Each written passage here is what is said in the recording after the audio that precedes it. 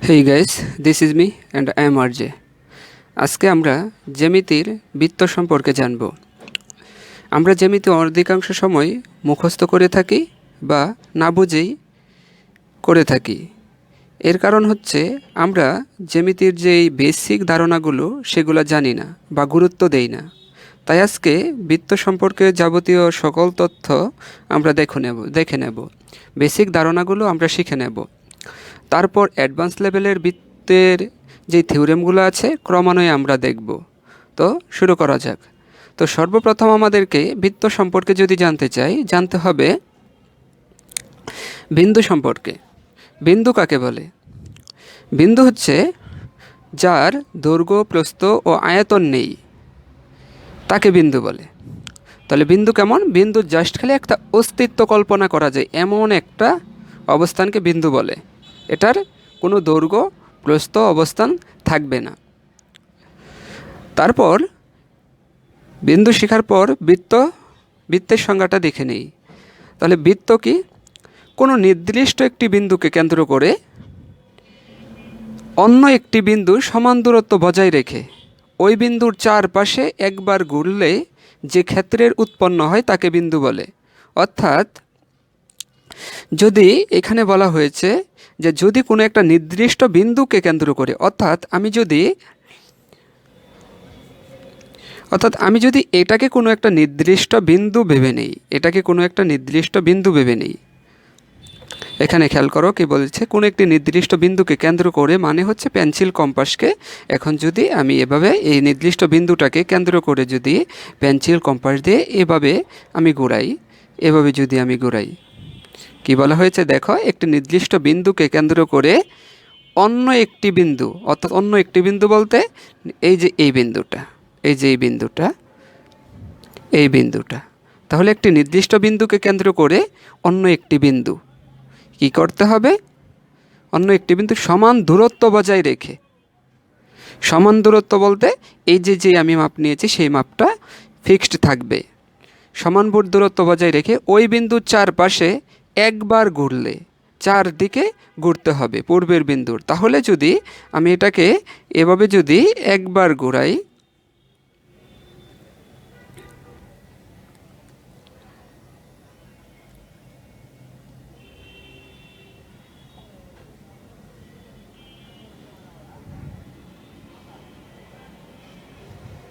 দেখো, তাহলে একবার ঘোরালে যেই ক্ষেত্রের সৃষ্টি হলো তাহলে সেটাকেই বলা হবে বৃত্ত। তাহলে এখন এই বৃত্তের যে প্রপার্টি আছে সেই প্রপার্টিগুলো সম্পর্কে আমরা জানব। তাহলে দেখো, আমরা এখন যদি ইচ্ছা করি তাহলে এই বৃত্তের মাঝে আমরা কতগুলো রেখা অঙ্কন করতে পারবো। তার ভিতরে সর্বপ্রথম যে রেখাটা সেটা হচ্ছে এরকম একটা রেখা অঙ্কন করতে পারবো। দেখো,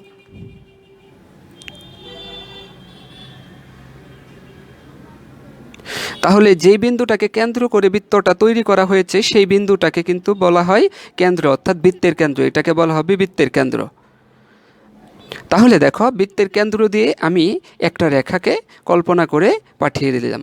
তাহলে সেটাকে আমি নামকরণ করি এ বি। আবার দেখো, আরেকটা রেখা কল্পনা করলাম আমি এখান থেকে,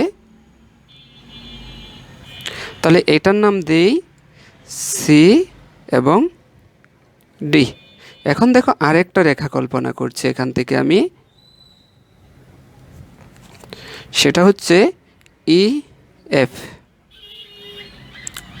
তাহলে দেখো, এখানে আমি টোটাল এই বৃত্তের মাঝে তিনটা রেখাংশ কল্পনা করেছি। সেক্ষেত্রে তুমি যদি লক্ষ্য করো, এ বি, সিডি এবং ইএফ। এখন এই তিনোটাকে, অর্থাৎ একত্রে এই তিনোটাকে, এখানে এ বি, সিডি, ইএফ তিনোটাকেই একসাথে বলা যাবে যে, তিনোটাকে একত্রে বলা যাবে যে বলা যাবে। আরেকটা কথা মনে রাখতে হবে যে কোনো যে যদি বৃত্তের কেন্দ্র দিয়ে যায় তাহলে তাকে বলা হয় ব্যাস। কোনো যে যদি বৃত্তের কেন্দ্র দিয়ে চলে যায় তাহলে সেটাকে বলা হয় ব্যাস। তাহলে জ্যের সংখ্যাটা কী ছিল? জ্যের সংখ্যাটা ছিল বৃত্তের উপর যে কোনো বিন্দু থেকে অন্য একটা বিন্দুতে যদি স্পর্শ করে, অর্থাৎ এই বিন্দু থেকে এই বিন্দুতে, এ বিন্দু থেকে এ বিন্দুতে, এ বিন্দু থেকে এ বিন্দুতে, অর্থাৎ বৃত্তের উপর কোনো এক বিন্দু থেকে অপর যে কোনো একটা বিন্দুতে যদি স্পর্শ করে কোনো একটা রেখাংশ, তাহলে সেটাকে আমরা বলি জ্যে। কিন্তু সেই যেগুলোর মধ্যে কোনো জ্যে যদি বৃত্তের কেন্দ্র দিয়ে গমন করে, তবে সেটাকে বলা হয় ব্যাস। তাহলে এইখানে তিনটা যেই আমরা জ্যে পেয়েছি, এই জ্যাগুলোর ভিতরে এ বিকে বলা যাবে, এ বি এখানে হচ্ছে ব্যাস, এ বি হচ্ছে এখানে ব্যাস বলা যাবে। তারপর দেখো, তাহলে এ বিকে যদি ব্যাস বলা যায়, তোমাদেরকে আরেকটা বিষয় বুঝতে হবে এখানে, যে ব্যাসের অর্ধেক, অর্থাৎ ব্যাস কতটুকু? ব্যাস হচ্ছে তোমার এই যে এখান থেকে এতটুকু সবটুকুই হচ্ছে একত্রে ব্যাস, এতটুকুকে আমি বলবো ব্যাস। কিন্তু আমি যদি ব্যাসের অর্ধেক কতটুকু, এই যে ব্যাসের অর্ধেক এই যে এতটুকু, এই যে এতটুকু অংশকে বলা হবে, এতটুকু অংশকে বলা হবে ব্যাসার্ধ, এতটুকু অংশকে বলা হবে ব্যাসার্ধ। তাহলে খেয়াল করো যে ম্যাথের ভাষায় ব্যাসার্ধকে আমরা সচরাচর আর দ্বারা প্রকাশ করে থাকি। তাহলে ব্যাসকে যদি ব্যাসার্ধ, অর্থাৎ ব্যাসের অর্ধেককে যদি ব্যাসার্ধ বলে এবং তাকে যদি আর দ্বারা প্রকাশ করা হয়, তাহলে ব্যাস কিন্তু দেখো, অর্থাৎ এইখানে যদি এতটুকু আর হয়, এইখানেও কিন্তু আর পরিমাণ আছে, কারণ হচ্ছে বৃত্ত চারদিকেই সমান হয়ে থাকে। কাজেই এই পাশে যতটুকু হবে এই পাশেও কিন্তু সেম ততটুকুই হবে।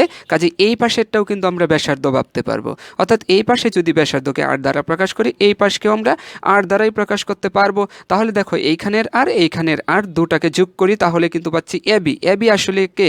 এবি হচ্ছে ব্যাস। তাহলে ব্যাসকে বলতে পারবো আমরা টু আর দ্বারাও প্রকাশ করতে পারবো, ব্যাসকে আমরা টু আর দ্বারা প্রকাশ করতে পারবো। তাহলে দেখো, এবার আমরা দেখে নেব একটা বৃত্তের জন্য ক্ষেত্রফলের সূত্র কি হতে পারে। একটি বৃত্তের জন্য ক্ষেত্রফলের সূত্র হতে পারে পাই আর স্কয়ার, এবং পরিধির ক্ষেত্রফল হতে পারে 2 পাই আর একক। তাহলে এখানে দেখো, আমাদের আর এর মান, আর আসলে কে? আর কিন্তু অলরেডি আমরা শিখেছি, সেটা হচ্ছে ব্যাসার্ধ। তার মানে আমরা কিন্তু ব্যাসার্ধ কিন্তু পরীক্ষার প্রশ্নে দেওয়া থাকবে, কিন্তু আমাদেরকে কি জানতে হবে আর আসলে কি? তাহলে আর এর একটা নির্দিষ্ট মান আছে, সেই নির্দিষ্ট মানটা কত? আর এর একটা নির্দিষ্ট মান হচ্ছে এই পায়ের একটা নির্দিষ্ট মান আছে, পায়ের একটা নির্দিষ্ট মান হচ্ছে পাই ইকুয়াল 3.1416। তবে এছাড়াও তোমরা সায়েন্টিফিক ক্যালকুলেটরগুলোতে এই পায়ের মান ডিরেক্ট দেওয়া আছে, সেইখানে শিফট চেপে যদি ওই বাটনটা চাপো তাহলেও পাই ডিরেক্ট বসে যাবে। তাহলে এই দুইটা সূত্রের ভিত্তিতে আমাদের পরীক্ষায় এমসিকিউ আসতে পারে, সেটা এখন আমরা দেখে নেব। দেখো, তাহলে আমাকে যদি কখনো বলে, এমন একটা প্রশ্নের কথা বলে, এমন একটা প্রশ্ন যে এমন একটা বৃত্ত আমার কাছে দেওয়া আছে, দিয়ে আমাকে বলা হইলো এটার ব্যাসার্ধ এখানে বলা আছে 3 সেন্টিমিটার বলা আছে, ব্যাসার্ধটা জাস্ট 3 সেন্টিমিটার। তাহলে আমাকে যদি জিজ্ঞেস করে ক্ষেত্রফল কত, আমাকে জিজ্ঞেস করলো এখানে ক্ষেত্রফল কত, তাহলে আমরা কি করব? ক্ষেত্রফল বের করার জন্য আমাদেরকে লিখতে হবে, দেওয়া আছে আর ইকুয়াল, দেওয়া আছে এখানে আর মানে ব্যাসার্ধ ইকুয়াল দেওয়া আছে 3 সেন্টিমিটার। তাহলে সুতরাং আমরা ক্ষেত্রফলের সূত্রটা ফেলতে পারি, ক্ষেত্রফল ইকুয়াল, একটু আগে সূত্রটা শিখেছি, পাই আর স্কোয়ার। তাহলে পাই আর স্কোয়ার যদি চাপো, তাহলে এখন সায়েন্টিফিক ক্যালকুলেটর যদি চাপো, পায়ের মান হচ্ছে 3.1416 এবং আর হচ্ছে এখানে 3 বসাও এবং স্কোয়ার দাও। এখন ক্যালকুলেটর চাপলে যে মানটা আসবে সেটাই হচ্ছে আমাদের ক্ষেত্রফল। তারপর দেখো, এই প্রশ্নের জন্যই আমাকে অতিরিক্ত একটা প্রশ্ন করতে পারে, এইখান থেকে পরিধি কত, পরিধি বের করো। তাহলে আমাকে যদি পরিধি বের করতে বলে, তাহলে পরিধির সূত্র কি? পরিধি ইকুয়াল কত? তাহলে আমরা জানি আগের মতনই সেমভাবে, যে আমরা জানি পরিধি ইকুয়াল 2 পাই আর। তাহলে 2 সূত্রে 2 বসবে, পাই 3.1416 ইন্টু আর বলতে 3 বসবে। এখন এটা যদি আমরা ক্যালকুলেটর চাপি, তাহলে যেই মান আসবে সেটাই হবে উত্তর। তাহলে আমরা এটাও দেখে নিলাম। এখন আমরা দেখব একটি বৃত্তের স্পর্শক এবং ছেদক। আচ্ছা দেখো, আমরা যদি এরকম একটা বৃত্ত কল্পনা করি, এরকম একটা বৃত্ত কল্পনা করে নিলাম, তাহলে এটা তার কেন্দ্র আমরা জানি।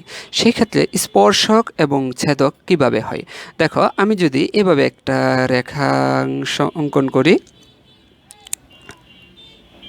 সরল রেখা অঙ্কন করি, সেটা দেখো এটা কিন্তু সম্পূর্ণ বাহির দিয়ে চলে গেল, বৃত্তের সম্পূর্ণ বাহির দিয়ে গেল। কিন্তু আমি যদি এমন একটা রেখা অঙ্কন করি যেটা কিনা বৃত্তকে স্পর্শ করে, যে কিনা একটা বিন্দুতে স্পর্শ করে চলে গেল, যে কিনা একটা বিন্দুতে আলতো স্পর্শ করে চলে গেল, দেখো বৃত্তকে জাস্ট এই বিন্দুটাতে স্পর্শ করে চলে গেল, তাহলে এই রেখাটাকে কিন্তু বলা হবে বৃত্তের জন্য স্পর্শক, তাহলে এটাকে বলা হবে স্পর্শক, এটাকে বলা হবে স্পর্শক। এবং দেখো এই স্পর্শকটা বৃত্তের যে বিন্দুতে ছেদ করেছে, ধরে নিলাম সেটা এ বিন্দুতে ছেদ করেছে, এই বিন্দুটাকে বলা হবে স্পর্শ বিন্দু। তাহলে যদি আরেকটা রেখা যদি আমি কল্পনা করি বৃত্তে, তাহলে দেখো আরেকটা রেখা যদি এইদিকে যায়, তাহলে আরেকটা রেখা যদি এদিকে যায়, দেখো তাহলে এটা কিন্তু দেখো এই রেখাটা একটা বৃত্তটাকে কিন্তু দুইটা বিন্দুতে ছেদ করেছে। এইখানে যদি পি বিন্দু বলি, এই পাশে কিউ বিন্দু, তাহলে খেয়াল করো, তাহলে একটা রেখা একটা বৃত্তকে কিন্তু দুটা বিন্দুতে ছেদ করতে পারে, তাহলে এই রেখাটাকে বলা হবে এই বৃত্তের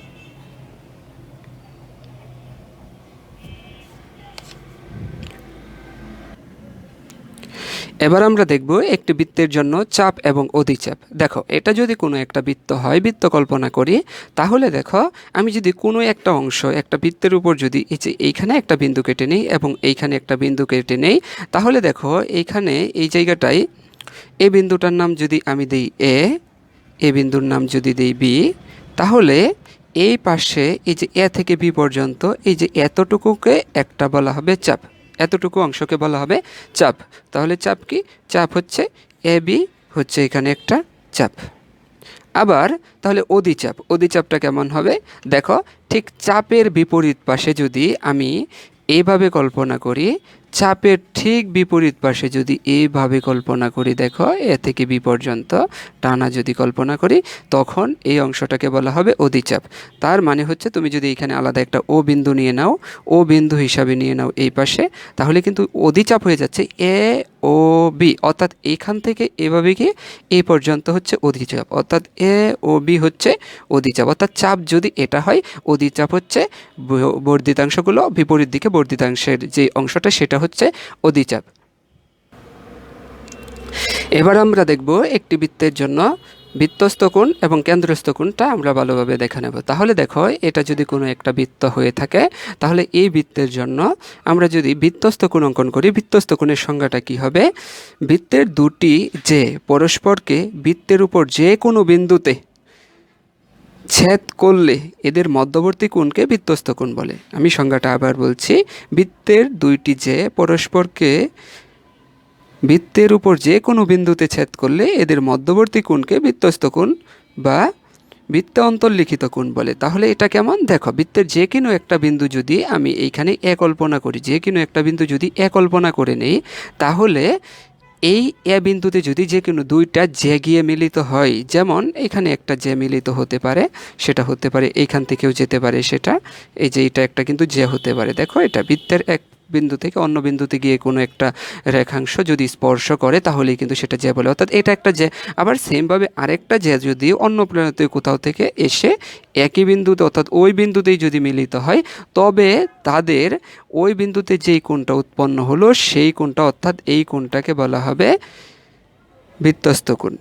তাহলে এই কোণটাকে বলা হবে বৃত্তস্থ কোণ। তাহলে দেখো, আমরা যদি এইখানে সি এবং এইখানে যদি ডি নাম দেই, তাহলে কিন্তু আপাতত আমাদের যে বৃত্তস্থ কোণটা হচ্ছে, বৃত্তস্থ কোণ কিন্তু বলা যাবে সি এ ডি। তাহলে কোণটাকে বলা যাচ্ছে সি এ এবং ডি। তোমরা জানো যে যেই বিন্দুটা মাঝে থাকে সেটাকেই কোণ নির্দেশ করা হয়।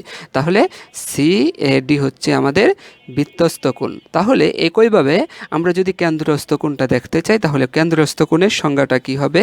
কেন্দ্রস্থ কোণের সংজ্ঞাটা হচ্ছে একটি কোণের শীর্ষবিন্দু কোনো বৃত্তের কেন্দ্রে অবস্থিত হলে কোণটিকে ওই বৃত্তের একটি কেন্দ্রস্থ কোণ বলা হয়। অর্থাৎ একটি কোণের শীর্ষবিন্দু যদি বৃত্তের কেন্দ্রে গঠন করা হয়, অর্থাৎ এই বৃত্তের কেন্দ্রে যদি কোনো একটা কোণের শীর্ষবিন্দু হয়, এই কথার অর্থ হচ্ছে যদি আগের মতনই তুমি যদি এইখানে একটা কোণ অঙ্কন করতে চাও, কিন্তু বৃত্তের কেন্দ্রে এখন কোণ কীভাবে সচরাচর উৎপন্ন করে, তুমি যদি এভাবেও এটাকে করতে চাও, দেখো এটাকে যদি এভাবে যোগ করে দাও এবং এভাবে যোগ করে দাও, তাহলে দেখো কেন্দ্রে কিন্তু এটার একটা কোণ উৎপন্ন করে ফেললো। কেন্দ্রকে যদি তুমি এখানে ও দ্বারা প্রকাশ করো, তাহলে এখানে কিন্তু একটা কোণ উৎপন্ন করলো।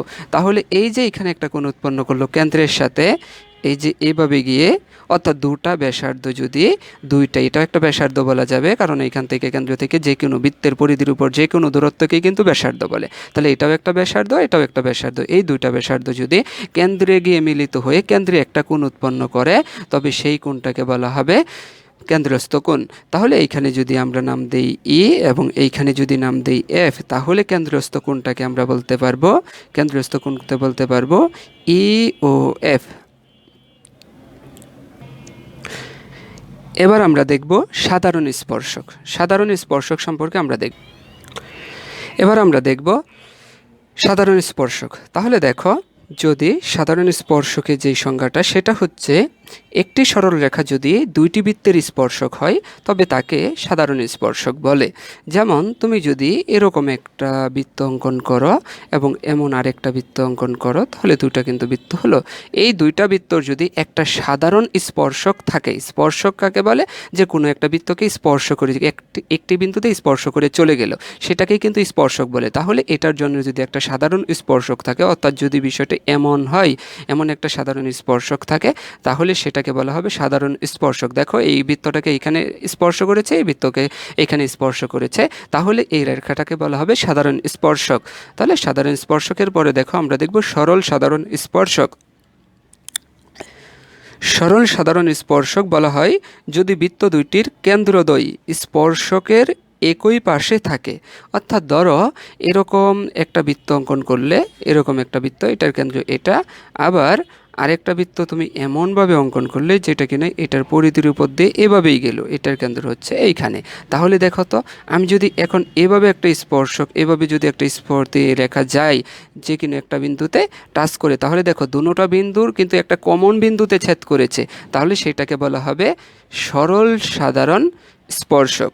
আবার দেখো, যদি এটাই যদি সেমভাবে তির্যক সাধারণ স্পর্শক হবে কখন?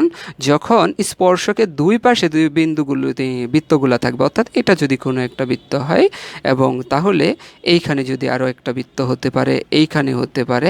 দেখো, তাহলে আমি যদি এভাবে অঙ্কন করি, দেখো, তাহলে দেখো এখন যে রেখাটা সেটা কিন্তু বৃত্তের দুইটা বিন্দুতেই টাচ করে গেছে, এটার একটা এটার একটা, কিন্তু কি এই স্পর্শকের দুই পাশে দুইটা বৃত্ত, তাই এটাকে বলা হবে তির্যক সাধারণ স্পর্শক।